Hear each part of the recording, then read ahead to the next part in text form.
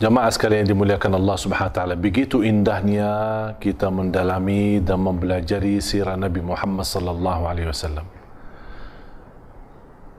Siti Khadijah radhiyallahu anha sebagaimana wanita-wanita yang memiliki perasaan melihat seorang pria, seorang laki-laki yang tegar, laki-laki yang amanah, laki-laki yang jujur, laki-laki yang sehat, tidak narkoba, tidak minum khamar, tidak judi, dan tidak suka bergaulan hiburan-hiburan dengan pemuda-pemudi di masa Quraisy yang tidak terjauh dari dosa dan maksiat.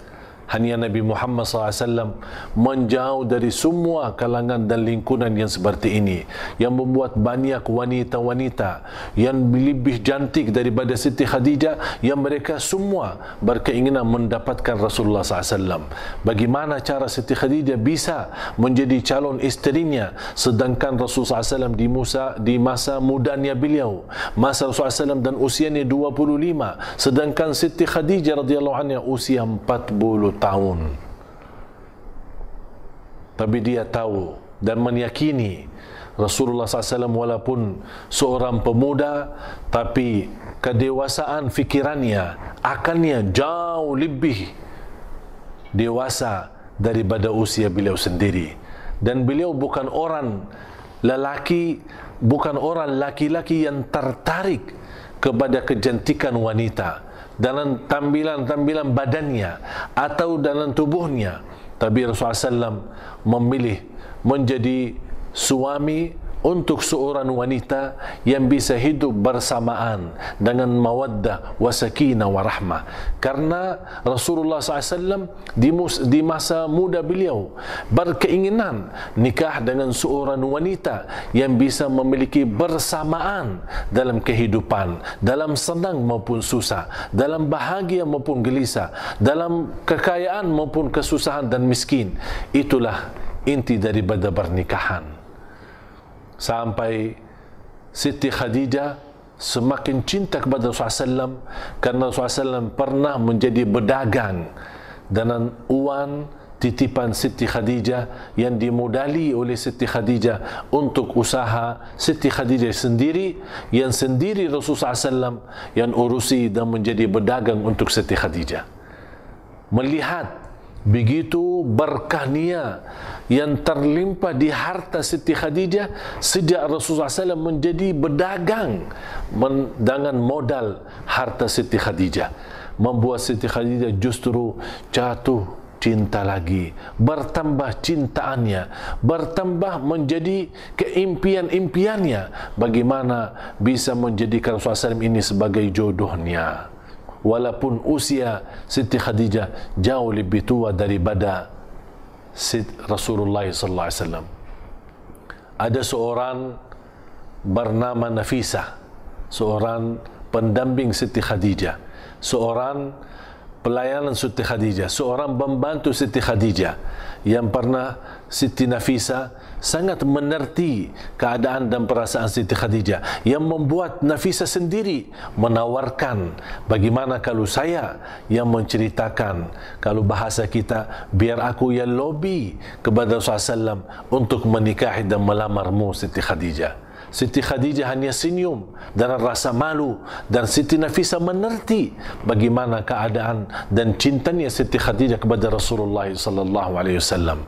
Sampai Siti Nafisah menyampaikan kepada Rasulullah SAW, bagaimana kamu melamar Siti Khadijah. Sampai Rasulullah SAW sendiri terkejut, aku yang melamar Siti Khadijah? Mali wali Siti Khadijah, bagaimana keadaan aku? Aku seorang yang yatim, aku seorang yang miskin, aku hanya seorang berdagang dengan harta dan modalnya Siti Khadijah sendiri. Tapi kata Siti Nafisah, asal Muhammad sallallahu alaihi wasallam setuju, biarpun urusan selanjutnya urusan aku, kata Siti Nafisah.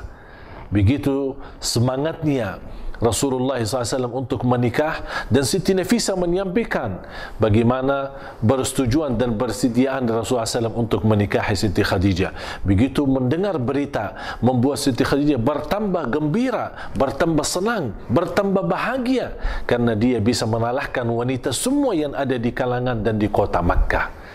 Sambil terjadilah pernikahan Rasulullah sallallahu alaihi wasallam bersama Siti Khadijah, walaupun usia Siti Khadijah di masa itu lebih tua daripada Rasulullah SAW. Sambil Allah Subhanahu wa taala memelihara rumah tangga mereka dengan kehidupan mawaddah sakinah, mawaddah rahmah, dengan kehidupan yang bahagia dan disertai dengan keturunan yang mulia.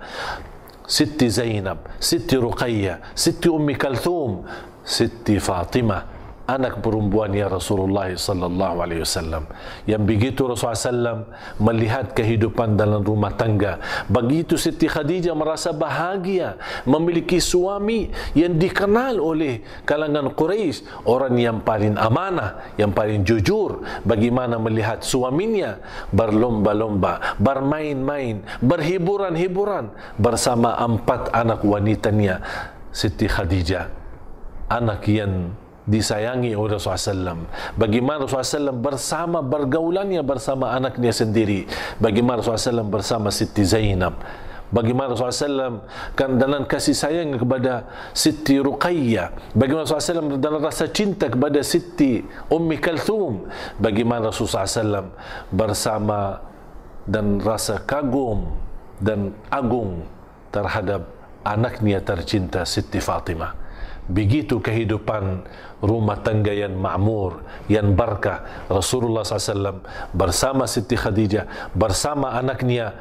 Walaupun Rasulullah SAW menghadapi ujian, kehilangan 2 anak Rasulullah SAW seperti Ibrahim dan anaknya Al-Qasim atau At-Tayyib atau Abdullah. Di berbagai riwayat yang menyebutkan kehilangan mereka di masa kecil mereka, dan itulah ujian bagi Allah Subhanahu wa taala untuk Rasulullah sallallahu alaihi wasallam.